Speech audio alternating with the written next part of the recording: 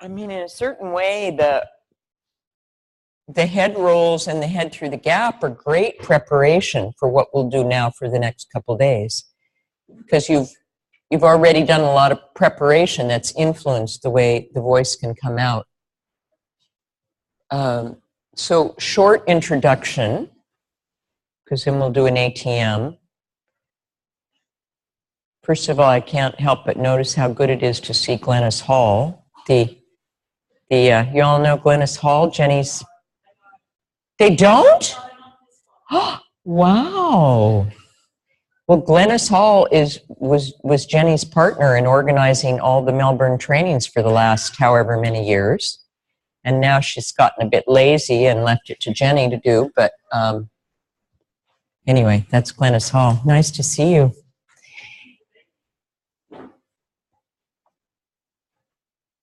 So by way of a short introduction, I said yesterday that I had found the Linklater voice work, and by the way, can you tell I warmed my voice up today? Does it sound different? You in the front? I just wanted to... I'll cope. Sorry. I'll take it as a stretch. All right. We all need to up our game sometimes. All right. So at any rate, so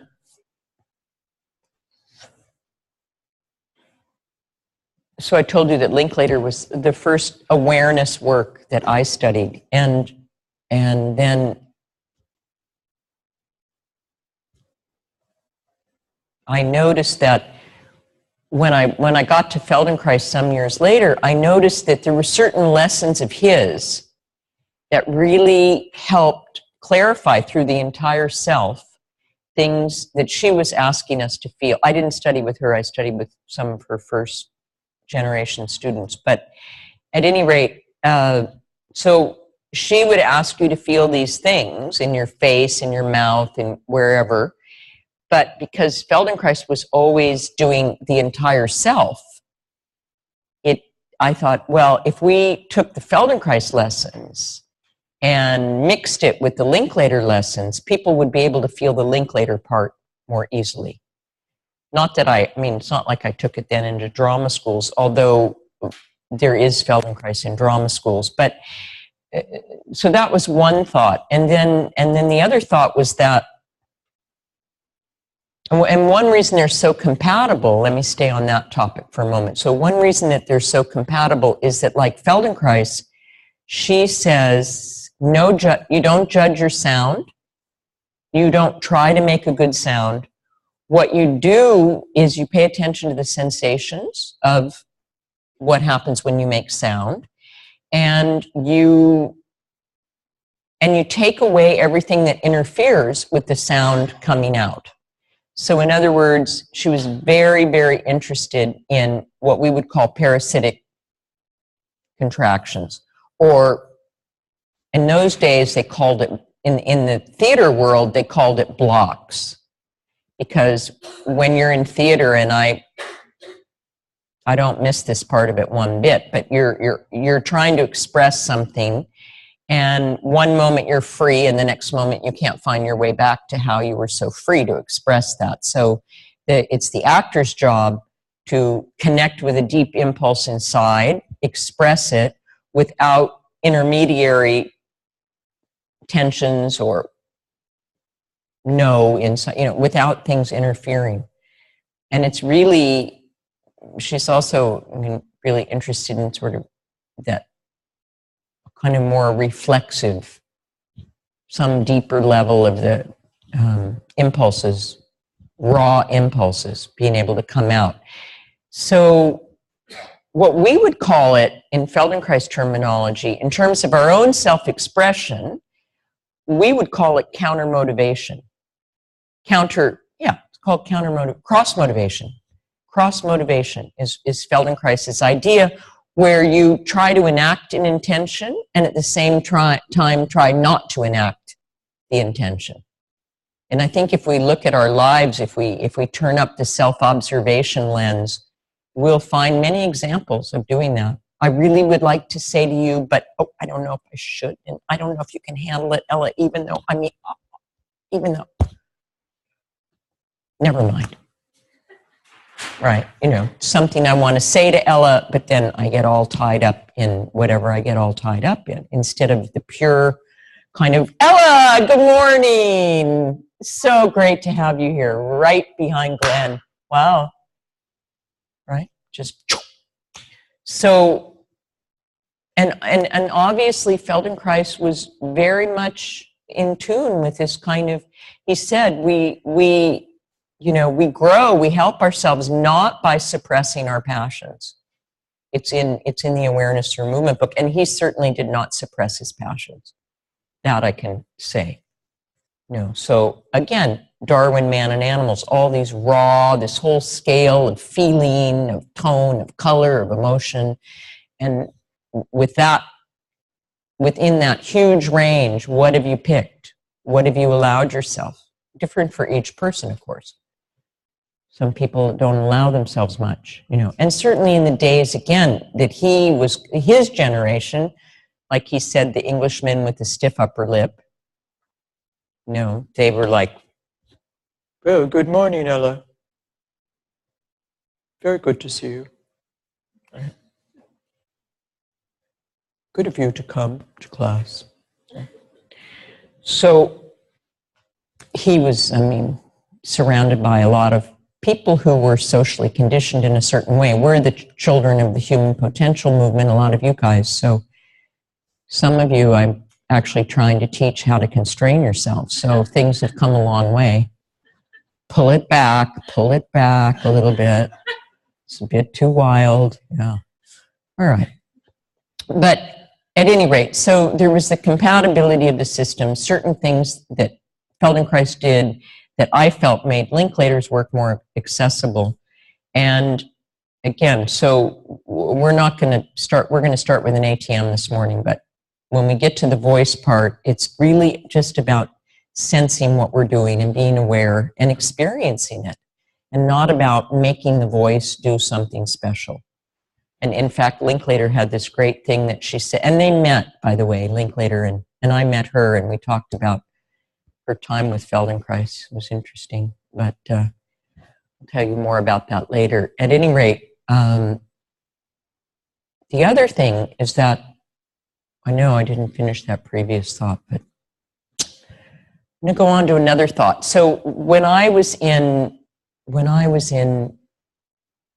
Europe in the early 90s, or maybe it started sooner than that, the late 80s, I brought like 1 hour of Linklater into a training program, just as an experiment. And I'm a bit of a purist.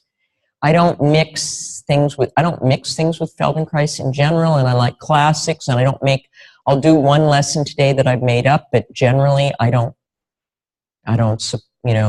go in for a lot of made up lessons. I like you to have the source material.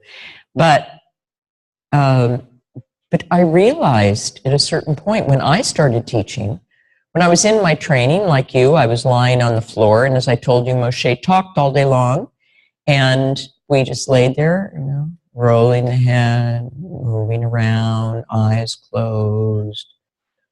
And then you go to teach, and the first thing that happens when you go to teach is that this kind of eye contact that you're giving me now, that I can look at you, that I can nod, that I can draw you in with my gestures, that I can do all of this, it's gone. You're lying on your back and your eyes are closed.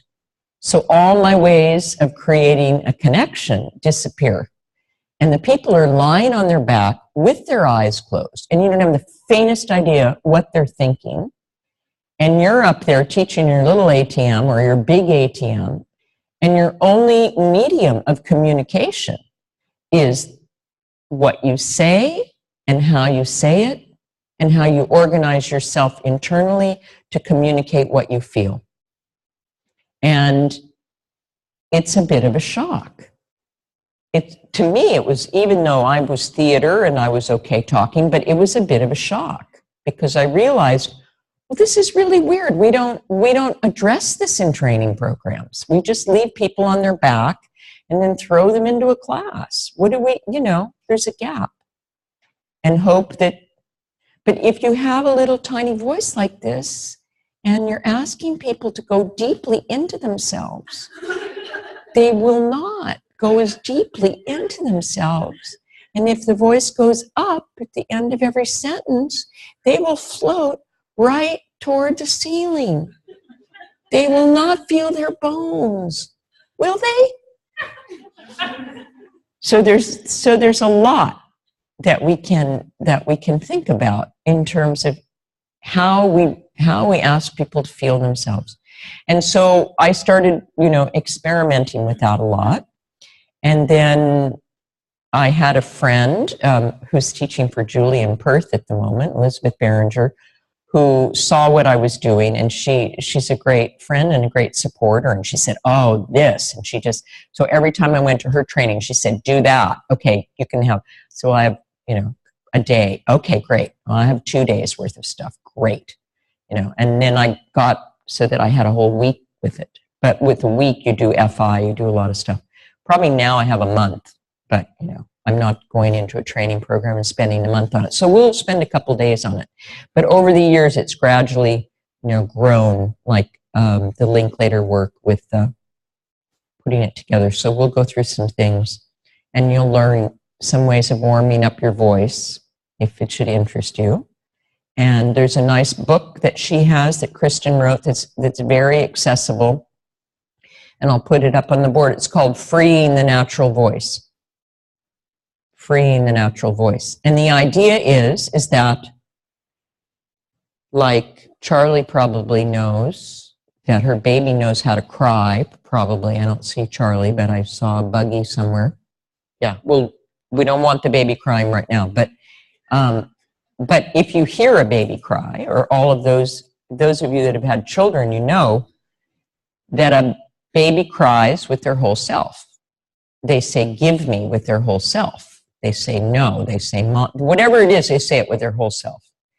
And Kristen has this great story. I don't want to do full voice with it, but Kristen was from England, with those people with the stiff upper lips. And she said, you have a child, and they have these raw kind of animal instincts and desires, and give me, mommy, cookie. I want cookie. And the mom's had a hard day, and she doesn't really think that this is the proper way to raise a child, and he has to be socialized, and he can't just run around screaming cookie every time he wants something.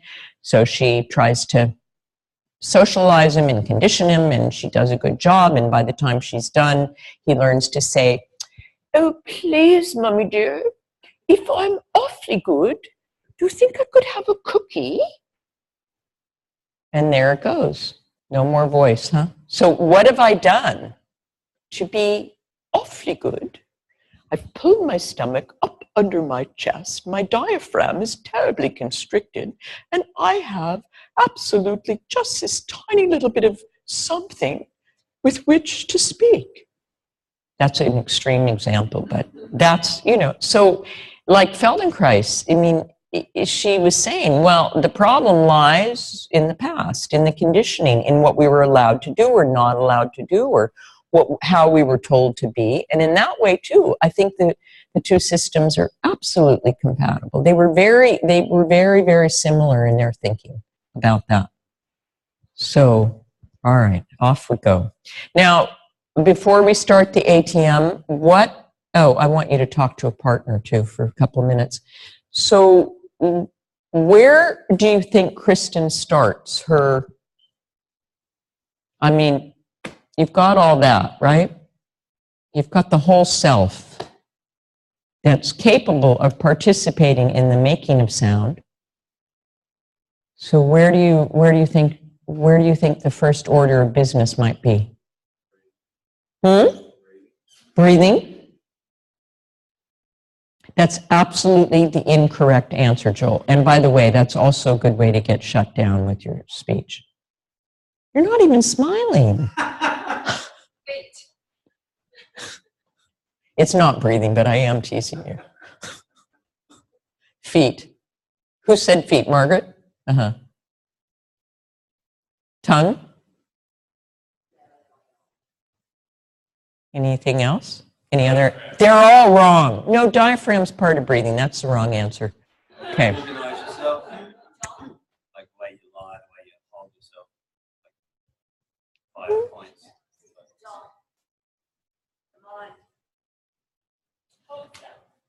What? The whole self.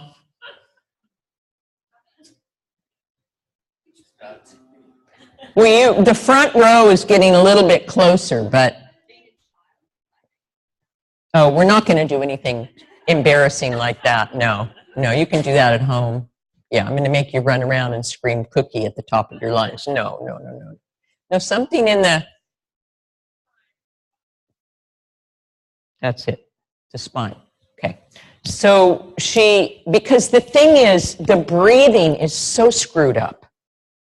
And if you start with the breathing, you're just going to make a mess of it. I'm sorry. And that's a whole subject in itself, which I'll talk about more tomorrow. So you just leave your breathing alone for the moment, okay? Do not diaphragm yourself. Do not, okay. But everything we do will influence the breathing. We'll get there. All right. But if you start with the breathing, you get really in your head and you do all sorts of weird stuff. Okay. So she starts with this idea that the spine is, if you think of the spine as a channel for sound, that's the first chapter, that's the image, that it's true that there is an impulse for breath, and it's true it is here, and and then there's vibrations, and then they pass through this channel, and then you open your mouth, you open the top of your head, and out it comes. I mean, this is usually, I don't think we'll get as far in these 2 days of having the sound come out the top. Well, we'll get here, but I mean, we probably won't get it to come out through here, this right now. That's a little more advanced, but at any rate, so there's an impulse for breath, the sound comes up through an open channel, and you open your mouth and out it comes. But it turns out, if you really examine it, and we will today, that when you make a sound and when you have a breath and when you open your mouth, all sorts of stuff happens, so that it's not a free channel, it's not an open channel, and therefore the sound is not what it could be. So we'll go into that. Now, what ATM should we do for that? For the channel for sound? Chain, spine.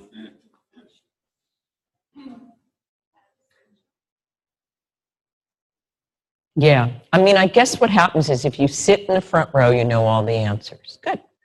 Yes, that's correct. Okay, good. No, it's good. But actually, I shouldn't be doing this, because this is what messes us up, is being in school, and and the teacher nods at Glenn, and then poor Dan says something. You go, no. That's like in that Ghostbusters scene, that famous Ghostbusters scene where Bill Murray shocks the man every time he speaks, and the woman, he says, oh, that's fantastic, this conditioning. So that's how it all starts, right? And, they did studies that teachers call on boys way more than they call on girls in classes in the old days. So, yeah, all right. So no more rewards for having a good idea, but you do, but That's the last one I'll have. Yeah, but the reward is that you do know how to think about these kind of things. Jenny said that you're going to, did you tell him about the series yesterday or not yet?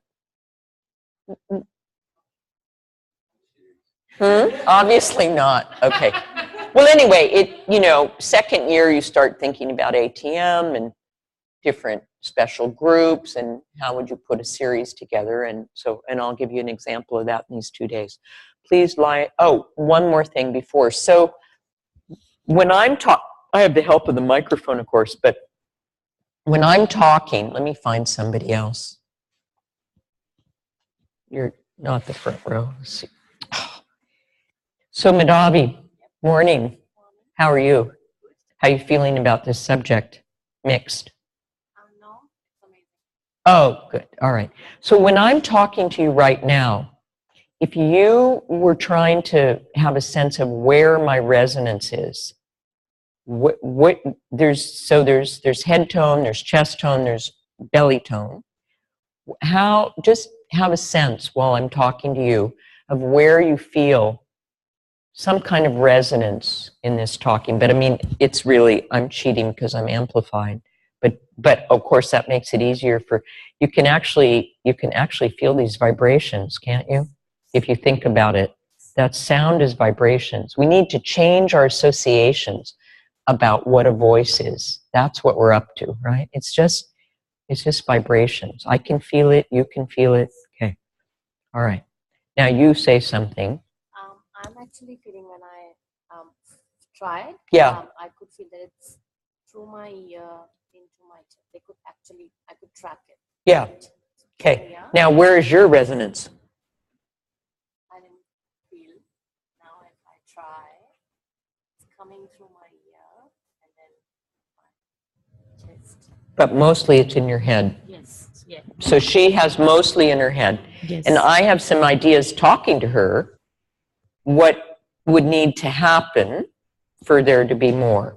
Okay? But we'll see where we go. I'm not going to, I said I wouldn't expose anybody in any way, so I'm not going to say my thoughts. But you go now with your partner, and let's say they were coming to you and they said, you know, I'd like to have a freer voice. Well, just talk about the subject with each other, talk about whatever you like, and one monologue, then the other monologue, and try to listen to your partner. Where do you feel or sense some resonance? Don't tidy up your voices for each other. Act naturally, okay? Because it's an experiment. This is the A, and then we're going to have B, C, D, E, F. And then we'll see at the end of the day where we go. So talk a little bit. Listen to your partner. See, do they pull back? Do you think they pull back in the jaw?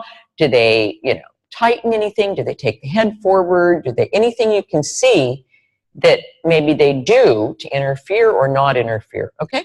Just a couple minutes each, and then we'll do spine like a chain.